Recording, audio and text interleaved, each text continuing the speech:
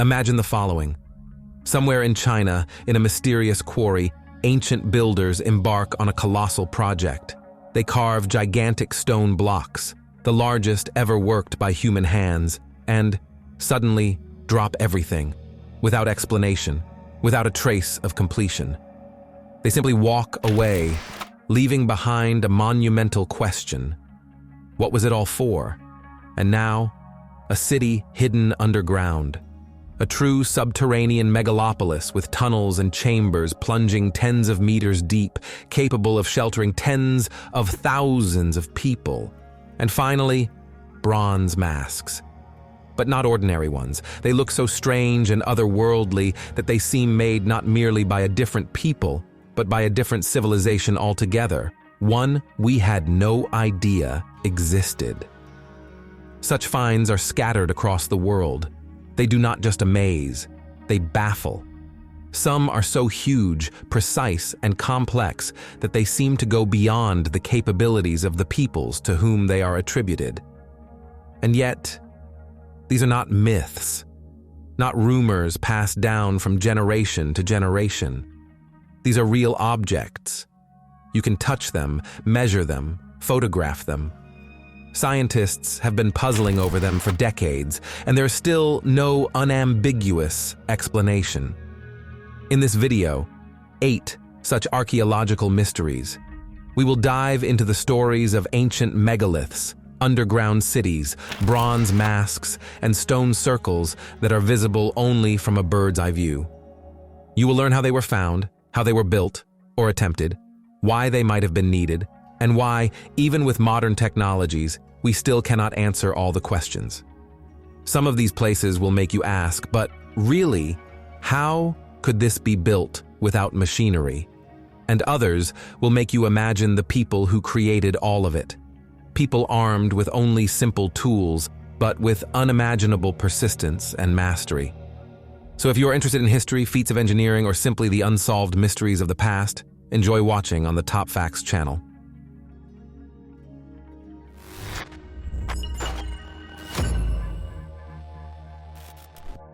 The Yangshan Quarry, megaliths. No one could move.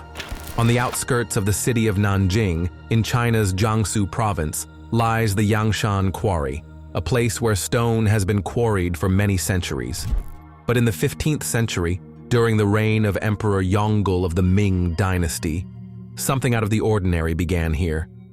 This was not just another quarry, but a construction site of truly imperial scale. The emperor envisioned a grand mausoleum. Part of the Ming Shaoling complex was to be adorned with a gigantic stele, a vertical stone monument in his honor.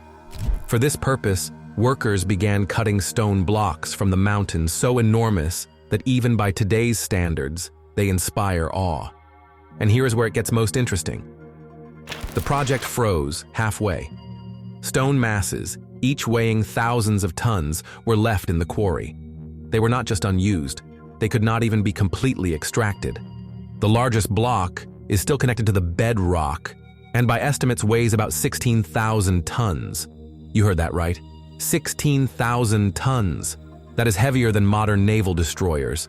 Next to it lie 2 more blocks, slightly smaller, but still of monstrous size. Historians believe that all 3 monoliths were intended for a gigantic stele, a monument that was to secure forever the memory of a mighty emperor. Instead, they remained forever part of the quarry itself. Their rough faces, sharp-cut lines, and unnatural scale today look like a scene from a science fiction film. Now picture this spectacle. Under the scorching sun, thousands of workers with hammers and chisels day after day strike, form out of monolith. Each blow echoes across the region. The stone does not give in. The work advanced slowly, physically exhausting, and every centimeter was the result of incredible labor. And then, the snag.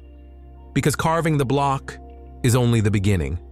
It still had to be delivered to the site, and the mausoleum was a few kilometers away. Without wheels, cranes, excavators, or other machinery. How?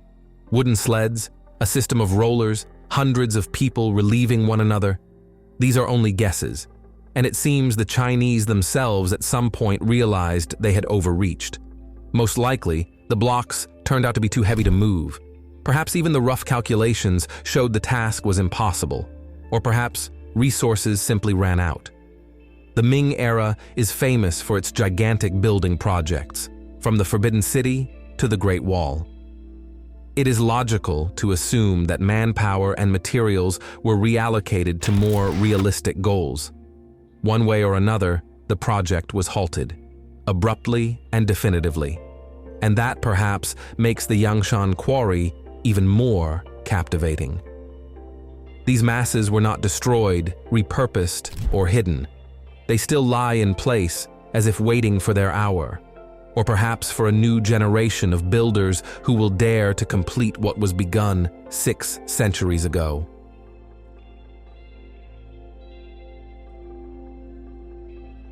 Derinkuyu, the underground megalopolis no one knew about, and now an abrupt change of direction, from a dusty Chinese quarry to the very heart of Turkey.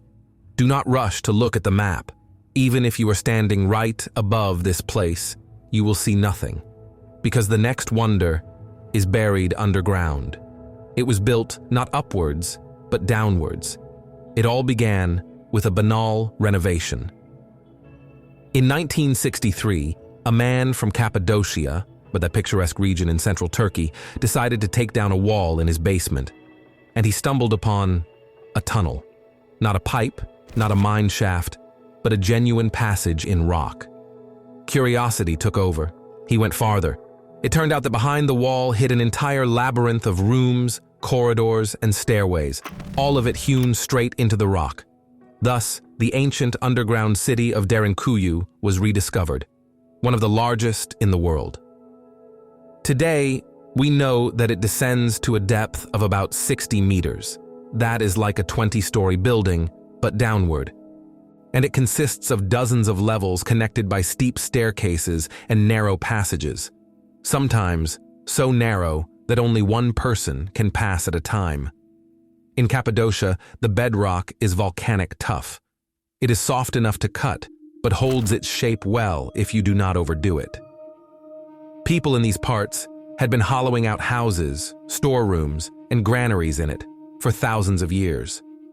But Derinkuyu is a completely different scale. It is not a temporary shelter, not a cellar or a refuge.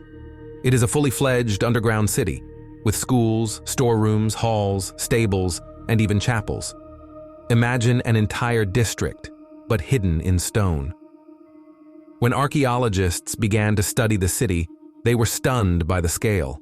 Kitchens with soot-blackened ceilings, the traces of centuries of cooking, rooms with niches for storing wine, oil, and grain, halls where large groups of people could gather, spaces resembling classrooms or assembly halls.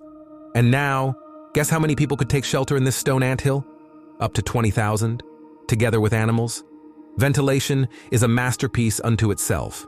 More than 50 shafts supplied fresh air at all levels. Some of them simultaneously served as wells. One could draw water without going to the surface.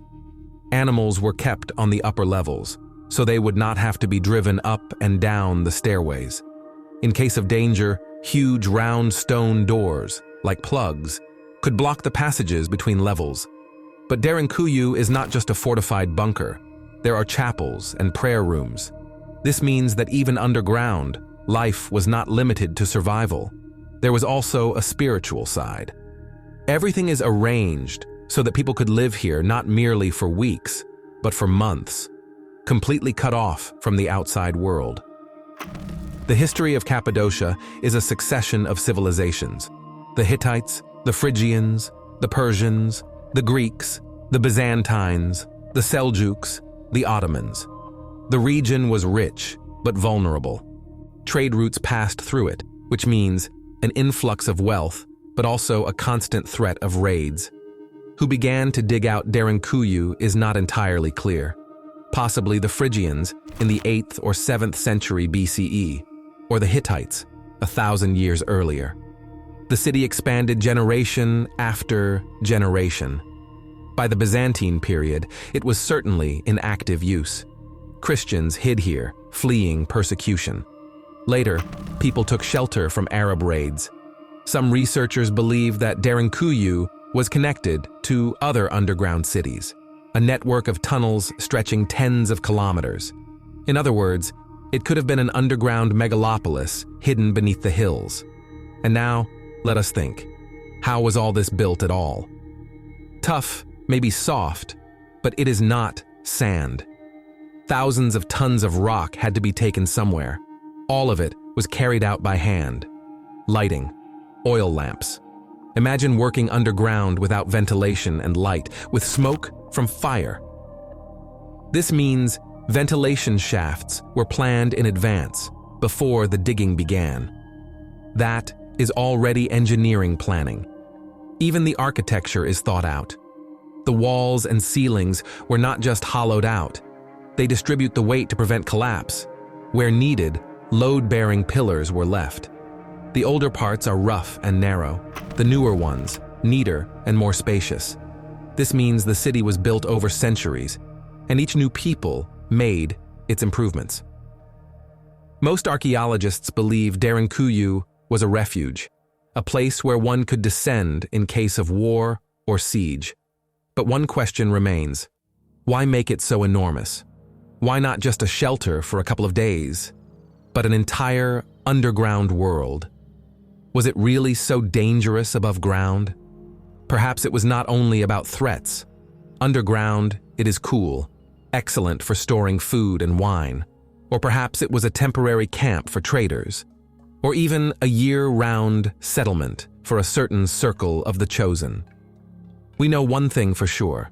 It is not the only such city. More than 200 underground complexes have been found in Cappadocia, and many of them, according to ground-penetrating radar, are linked by tunnels.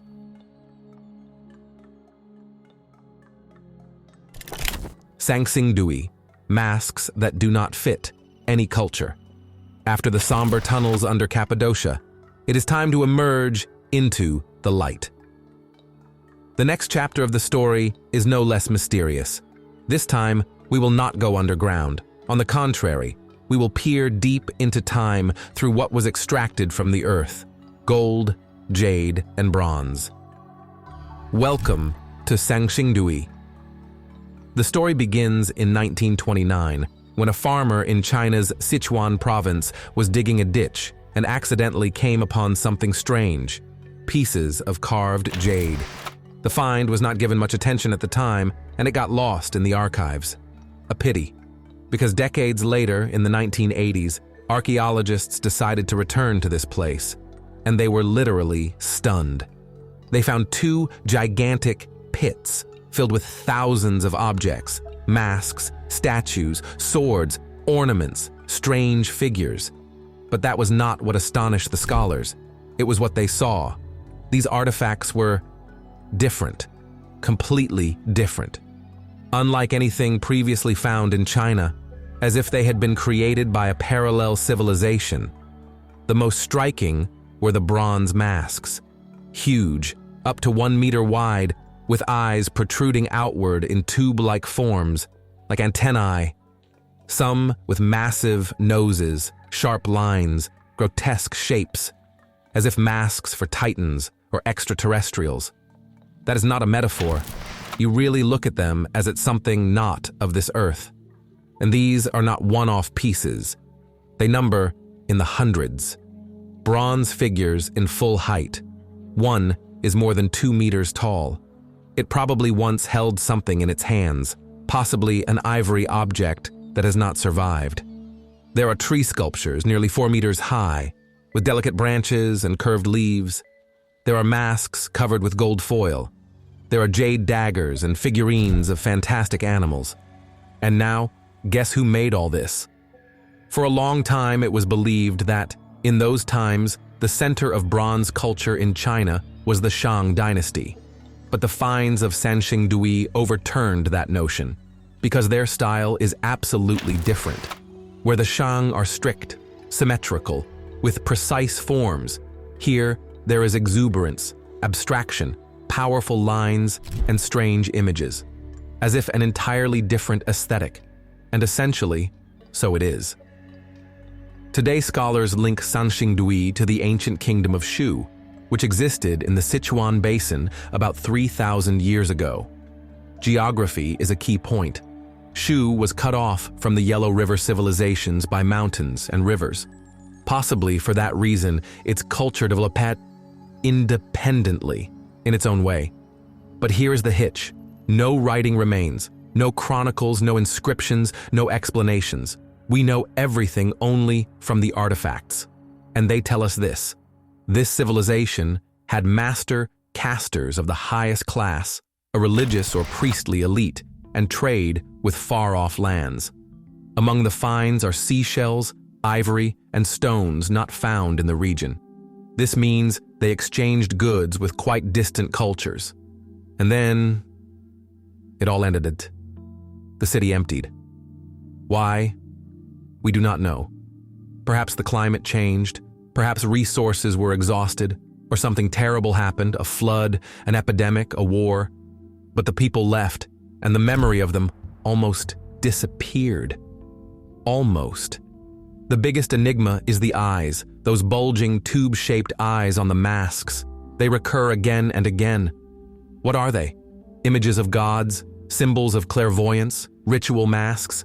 Some researchers believe this is a symbol of spiritual sight, that these figures look not at us, but through us. Some see in this an echo of legends about divine rulers. Others, simply a unique aesthetic. But something else is even more intriguing. Why is there nothing similar among the neighbors, even among those literally 200 kilometers away? The Shang dynasty, at its height when Sanxingdui flourished, did produce bronzes, yes, but not such masks, not such forms. This prompts one to wonder, is Sanxingdui an isolated culture, or an inheritance from an even more ancient people unknown to us?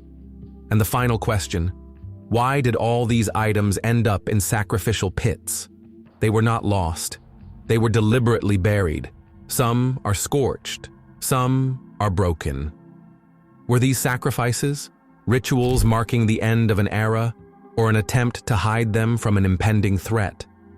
Whatever it was, Sanxingdui is a true blow to our templates. It forced historians to reconsider how they view ancient China. And perhaps this is only a fragment of something much larger that still awaits discovery beneath layers of soil.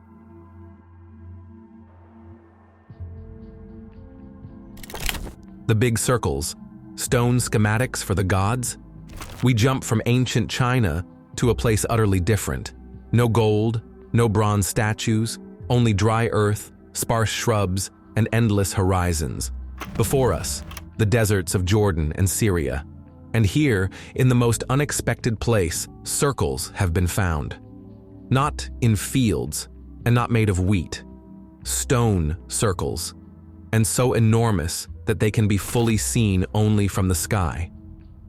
The story began in the 1920s, when British Royal Air Force pilots flew over the Middle East.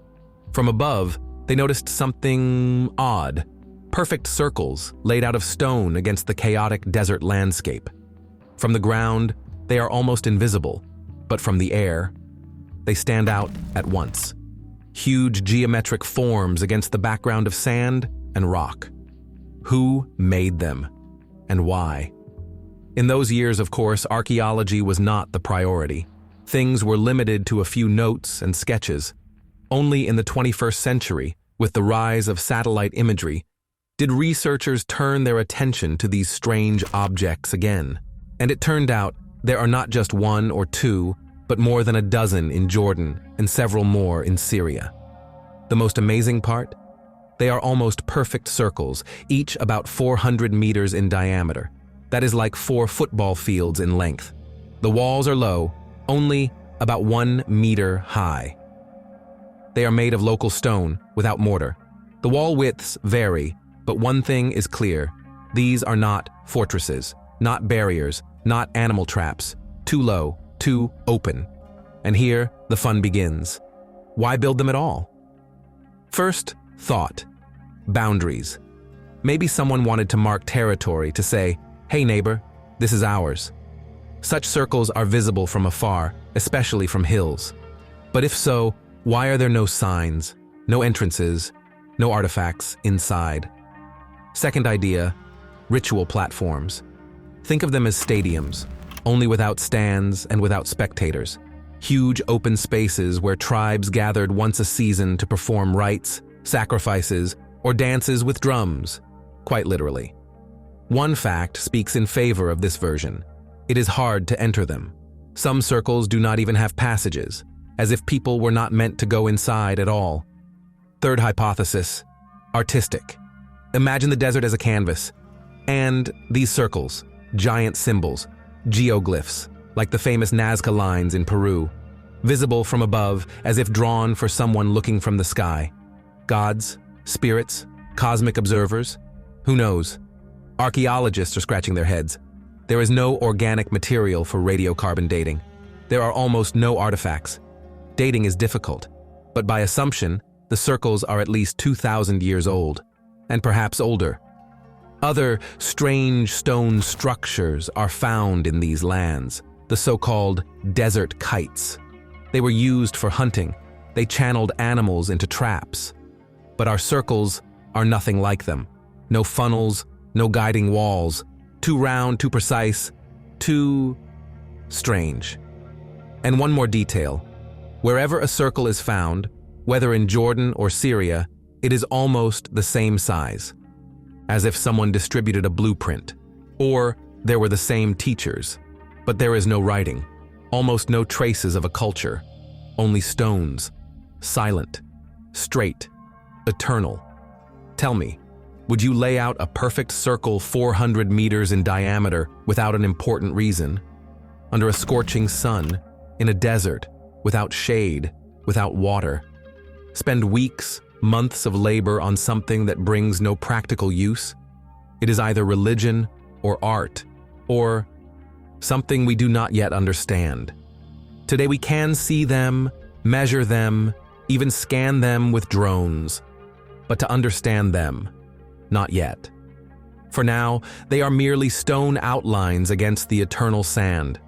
A reminder that ancient people could be no less strange, dreamy, and unpredictable than we are.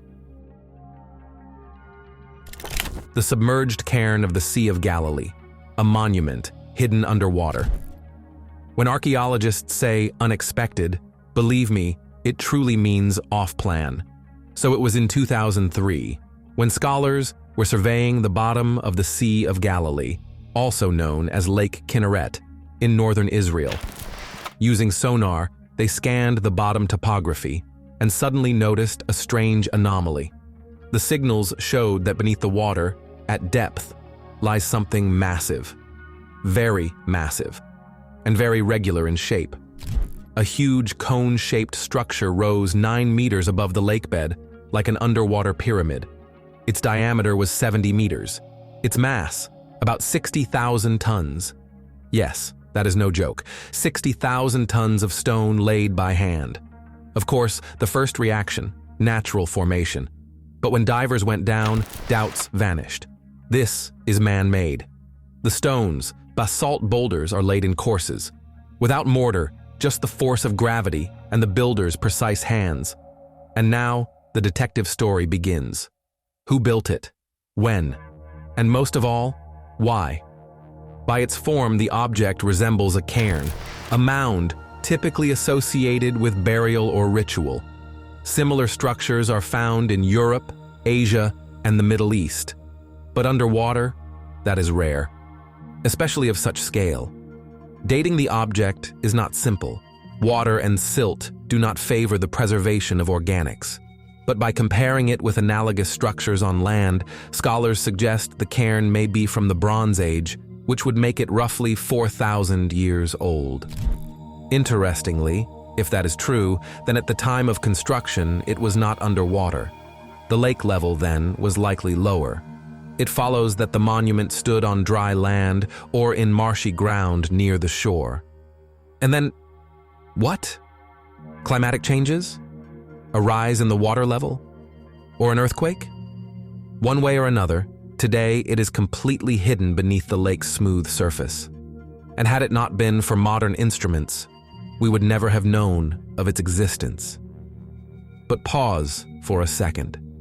How could something like this be built without cranes, tractors, and trucks?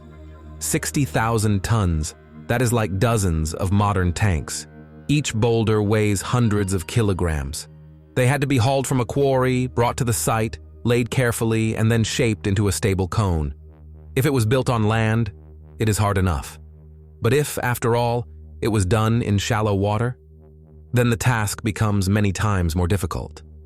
Manipulating heavy stones underwater is acrobatics at special forces level. What about purpose? There are several theories. 1.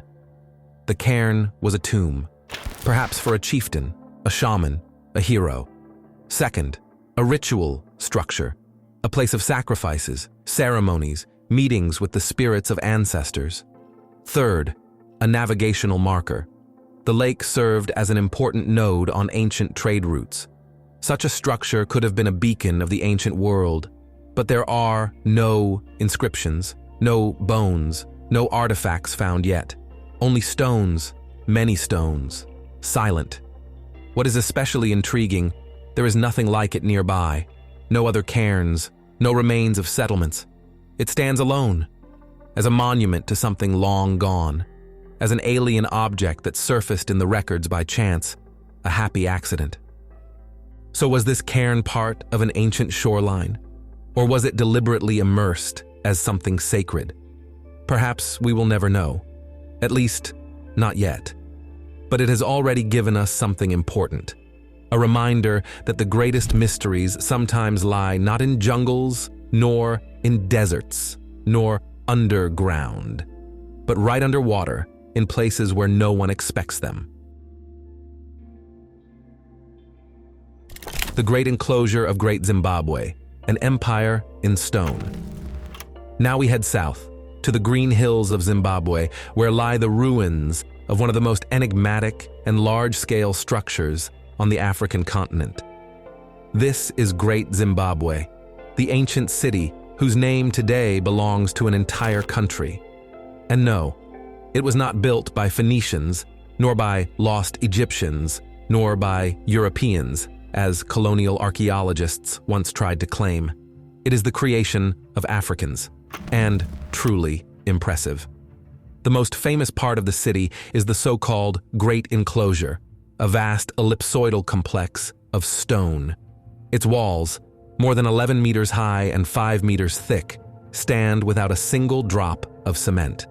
Only perfectly fitted granite blocks, laid with minimal gaps, by eye, with centuries of practice, with skills passed from master to apprentice. The total perimeter is about 250 meters, and inside, towers, narrow passages, terraces, and a mysterious conical tower. Without an entrance, without windows, without a functional purpose, but rich in symbolism.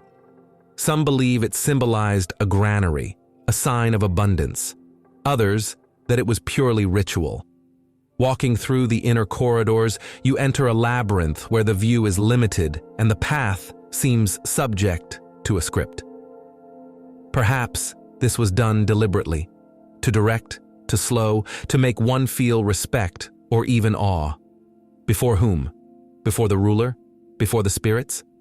The entire complex was likely a politico-religious center, a place where power and faith intertwined. Stone here was not just building material, but a language of strength and sacredness. And you know what is striking? The scale of trade. In the ruins are found Chinese porcelain, Persian ceramics, Arab coins, glass beads from the Indian Ocean. That is, Great Zimbabwe was part of extensive trade routes. Gold, cattle, metal passed through it. But by the 15th century, the city gradually emptied. There are many versions. Pasture depletion, shifts in trade routes, political upheavals. But the remaining walls are still here. And they remind us that before colonial history, there were empires on this land. And these empires left not a myth, but real, enduring architecture. The Ubaid lizard-headed figurines, reptiles from the depths of time. Now we will leap even farther back in time, to ancient Mesopotamia. Southern Iraq, the early 20th century. British archaeologists excavate the old settlements of Ur, Eridu, and Tel al-Ubaid, and they find something unexpected. Small clay figurines, only their faces are not human. They resemble reptiles, elongated snouts, huge almond-shaped eyes, smooth crania, sometimes with crests. And the bodies are entirely human. Some hold infants. And, most strangely, the infants also have such lizard-headed faces. In total, several dozens of such figurines have been found. Some are detailed to the smallest elements, clothing, jewelry, even emotions. Who are they? Gods? People in masks? Heroes of forgotten myths? Or symbols of something we can no longer decipher? The Ubaid culture existed roughly from the 5th to the 4th millennia BCE and is considered a precursor of Sumerian civilization. There were already temples, irrigation, pottery, domestic animals. Trade ran along the Persian Gulf, but writing did not yet exist, and everything we know about the beliefs of these people comes from artifacts. Some think these figurines depict shamans in transformation, fused with the spirits of animals. Others, that they are totemic beings or images of deities connected to the underworld. And some propose theories about reptilians, cosmic aliens, and so forth. But let us leave the science fiction to the conscience of Netflix. The fact remains, these figurines are unique. Nothing similar was found in Mesopotamia either before or after. And perhaps we have simply encountered a visual language whose meaning is irretrievably lost, or the echoes of myths that will never be told again.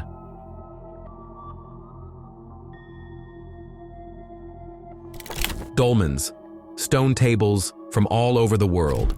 For the finale, we will look at one of the most global and at the same time least understood traditions. Dolmens, stone tables, structures of gigantic slabs that can be found in Ireland, France, the Middle East, Korea, India, and even in Africa. Usually a dolmen consists of several vertical slabs and a single horizontal one, the capstone weighing dozens and sometimes hundreds of tons. Often they were part of burial mounds, but the earth has disappeared over time, leaving only the skeleton. What is astonishing, these structures were built all over the world long before anyone could imagine that the earth is round, not to mention intercontinental contacts. How did it happen that Ireland and South Korea came up with the same thing? The most famous dolmens are Pulnabrone in Ireland, weighing about 70 tons, and Brownshill, whose capstone weighs more than 100. And in Korea, there are thousands of such dolmens. Some are so massive that the engineering calculations bewilder even modern builders. Why were they built? The most widespread version, they are burials. Bones, ceramics, ornaments are found around them. But there are other hypotheses. Observatories, sanctuaries, beacons, even portals to the spirit world. And the symbolism may vary. Perhaps dolmens were a sign of territory, the power of a clan, a connection with ancestors. But here is what is strange. Building such monuments required many people, resources, and time. And all this without wheels, without iron, without cranes. Only will, stone, and, it seems, a great purpose. This speaks of the presence in these societies of strong organization and perhaps religious motivation. So dolmens are not just stone furniture, they are a global archetype, a reminder that ancient people thought on a grand scale and believed that stone could not only stand for centuries, but also speak for them across time.